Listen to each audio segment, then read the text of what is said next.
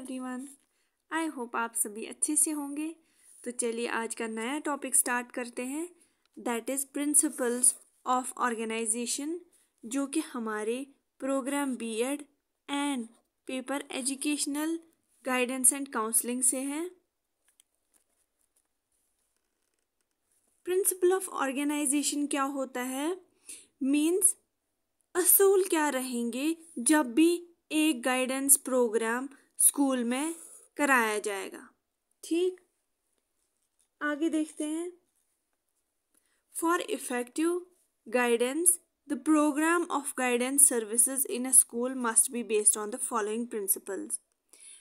एक guidance organization या जो भी गाइडेंस प्रोवाइड की जाती है स्कूल में थ्रू डिफरेंट एक्सपर्ट्स स्कूल आते हैं, वो वहाँ पे प्रोग्राम्स ऑर्गेनाइज करते हैं और बच्चों को गाइड करते हैं ताकि वो अपने फ्यूचर के लिए प्रिपेयर हों।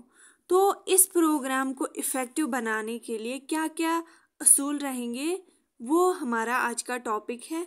तो चलिए देखते हैं आगे। ये मैंने पॉइंट्स में लिखे हुए हैं, आप ऐसे एग्ज़ाम में लिखिएगा तो आपकी बहुत मदद होगी इससे। First is in any program of educational guidance services in the school, the interest, needs and purpose of the students whom it serves should be the guiding factor. Means जैसे कि हमें पता है हम बीएड का कोर्स पढ़ रहे हैं, तो यहाँ पे हमें स्कूल्स के रिलेटेड ही एजुकेशनल फील्ड में जो गाइडेंस देनी है हमें उसी के बारे में पढ़ना है। तो यहाँ पे क्या बोलते हैं, इफ़ेक्टिव प्रोग्राम गाइडेंस का जो है उसको बनाने के लिए हमें बच्चों का इंटरेस्ट, नीड और पर्पस ध्यान में रख के ही उनको गाइड करना है। मीन्स बच्चे का इंटरेस्ट किस चीज़ में है, उसके लिए ज़रूरत क्या है और पर्पस क्या रहेगा, ठीक, वो हमें माइंड में रख के उनको गाइड करना है, या जो भी एक्सपर्ट्स हैं उनको ये माइंड में रख के उनको गाइड करना है।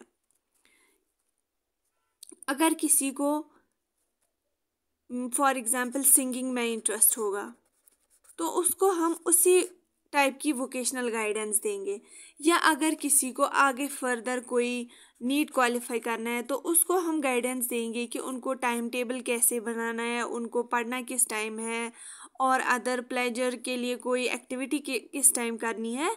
तो उस हिसाब से उनका इंटरेस्ट ध्यान में रख के, उनकी ज़रूरत ध्यान में रख के हमें उनको गाइडेंस प्रोवाइड करनी है। The guidance should treat the individual as a whole and serve all the students on principle of providing equal opportunity to all. इसका क्या मतलब है, हमें हर किसी बच्चे को इक्वल गाइडेंस प्रोवाइड करनी है। ये नहीं कि किसी को कम टाइम दिया तो उसको जल्दी जल्दी में फारिग किया, ऐसा नहीं करना है। हर किसी को इक्वल अपॉर्चुनिटी देनी है। ये नहीं देखना कि किसका बैकग्राउंड जो है वो पुअर है तो उसको इन्फीरियर फील कराएं, ऐसा नहीं, बल्कि हर किसी को इक्वली ट्रीट करना है। The guidance service should consider the total environment of the child and locate the specific problem and need of the child so that these are modified before they become serious.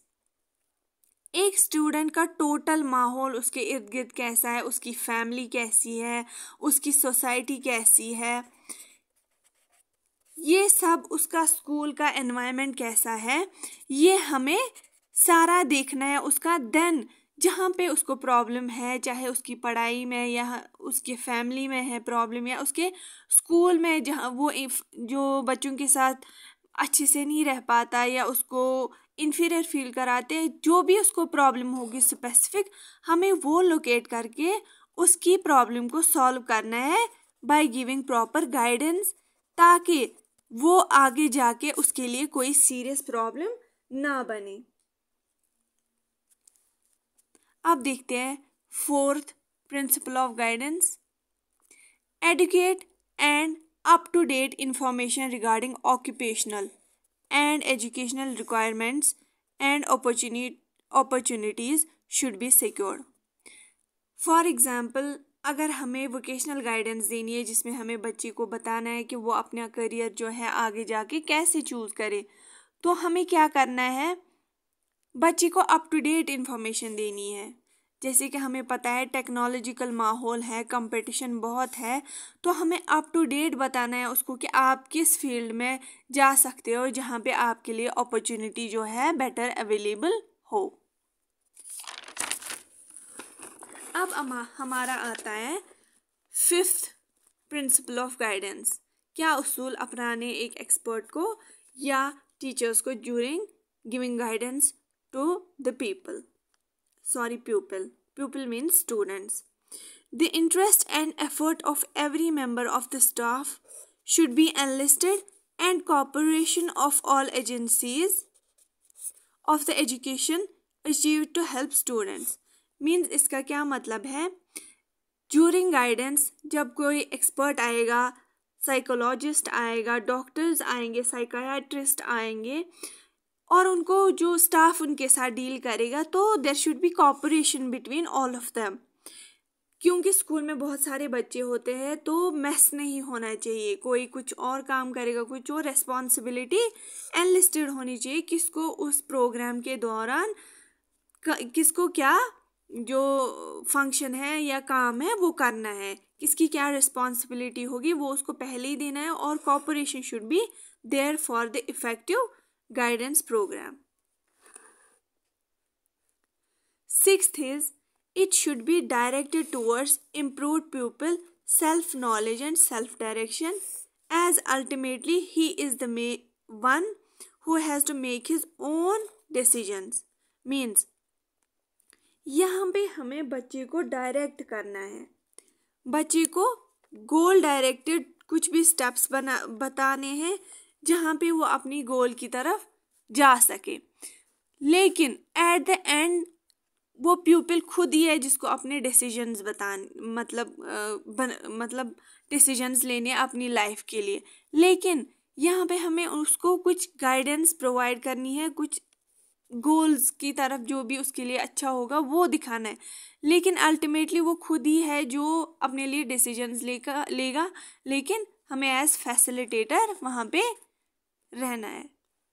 Adequate provision should be made for testing tools, and these should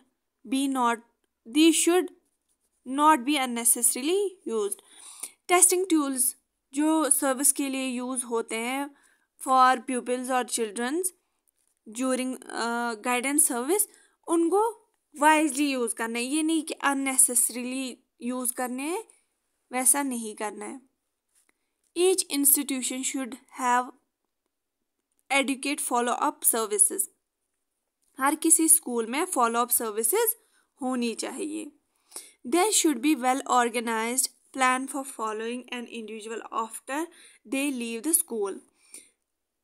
इस guidance का ऐसा impression होना चाहिए, इतनी well organised होनी चाहिए कि जब एक बच्चा, एक प्यूपिल अपने स्कूल से निकले, उसको पता होना चाहिए कि उसको क्या करना है फ्यूचर में, वो अपने पास से डिस्ट्रैक्ट नहीं होना चाहिए।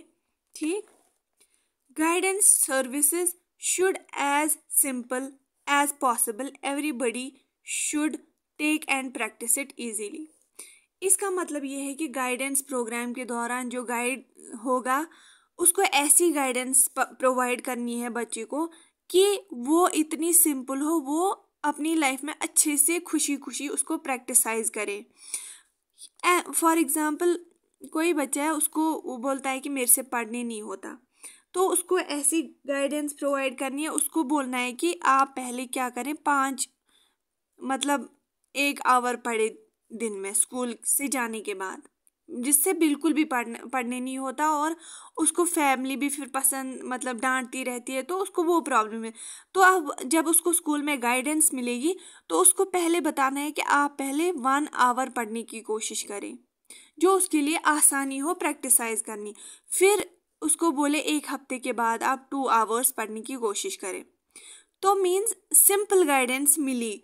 अगर उसको पहले ही बोलते आप घर जाके 5 घंटे पढ़ना, आपके लिए आसानी होगी, तो ये उसके लिए बहुत हेक्टिक होता, तो वो इसको प्रैक्टिसाइज भी नहीं करता घर पे। तो ये है प्रिंसिपल ऑफ गाइडेंस। ये था आज का हमारा topic, that is principle of organizing या प्रिंसिपल ऑफ ऑर्गेनाइजेशन, जो हम स्कूल्स में ऑर्गेनाइज करते हैं फॉर गिविंग गाइडेंस और providing guidance to the people in the school, जिनकी लाइफ में बहुत प्रॉब्लम्स होती हैं उनको दी जाती है, या ऑल ओवर स्टूडेंट्स को दी जाती है, जिनको पर्सनल गाइडेंस दी जाती है। अगर किसी को पर्सनल प्रॉब्लम हो या वोकेशनल प्रॉब्लम हो तो, या एजुकेशन फील्ड में कोई प्रॉब्लम हो, उसको गाइडेंस मिलती है। तो एट लास्ट, अगर आप सबको मेरा ये वीडियो पसंद आया, then I request you all कि like this video please please, and comment करिए आपको ये वीडियो कैसा लगा और आपको किस हद तक हेल्प हुई। एंड प्लीज़ आप ये चैनल मेरी प्लीज़ प्लीज़ सब्सक्राइब करें, ताकि मैं आप सबकी हेल्प करूं, और आपके आगे भी जो भी एग्ज़ाम्स होंगे, आपको किस में हेल्प चाहिए, चाहे बीएड में हो या किसी और टॉपिक पे आपको गाइडेंस चाहिए, देन आप कमेंट्स में बताएं एंड सब्सक्राइब करें and share my videos also. At last, thank you for watching my video and all the best for your exams. Thank you.